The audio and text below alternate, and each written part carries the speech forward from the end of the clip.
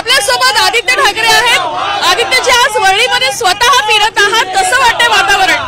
अर्थात मुंबईमध्ये फिरत आहोत आम्ही, सगळीकडे वरळीत तर आलोच आहोत। अनेक ठिकाणून रिपोर्ट्स येत होते मतदान स्लो आहे, तर हे स्लो मतदान आपण पाहताय। निवडणूक आयोगाने घोळ घातलेला आहे, अनेक ठिकाणी पंखे नाही आहेत, पाणी नाही आहे, मंडप नाही टाकलाय, 40 पर्यंत टेम्परेचर गेलंय आणि लोक तरी रांगेत उभे आहेत। 2-2 तास 2.5 तास लोकांना थांबायला लागले, तरी मुंबईकर उतरत आहेत। तर आता ब्लेम गेम मध्ये मुंबईवर तुम्ही दोष देऊ नाही शकत की मुंबईकर उतरलेले आहेत। मुंबईकर उतरलेले आहेत। निवडणूक आयोग जे खर्च करून घेतं, देशाचा टॅक्सपेअरचा खर्च असतो, तो त्यांनी दाखवला पाहिजे नीट ठरवून। सिस्टममध्ये अनेक घोळ आहेत, अनेक ठिकाणी मशीनही बंद आहेत। हे मला अजूनही कळतंय, अनेक ठिकाणी नावं गळलेली आहेत, पण हे नावं गळली मशीन बंद तर एक आहे, पण प्रॅक्टिकल प्रॉब्लेम जे आहेत ते पण नाही सोडू शकत निवडणूक आयोग।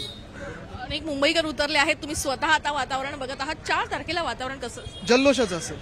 तर आपण बघतोय की या ठिकाणी जे आहे ते जल्लोषाचं वातावरण जे आहे ते असेल असं आदित्य ठाकरे यांनी व्यक्त केलं। साम टीव्ही न्यूज मुंबई। देश विदेशातील प्रत्येक घडामोडींचे लाईव्ह अपडेट मिळवण्यासाठी आता साम टीव्हीच्या सर्व सोशल मीडिया प्लॅटफॉर्मला लाईक, फॉलो आणि सबस्क्राईब करा। तसंच सर्व नोटिफिकेशनसाठी बेल आयकॉन प्रेस करायला विसरू नका।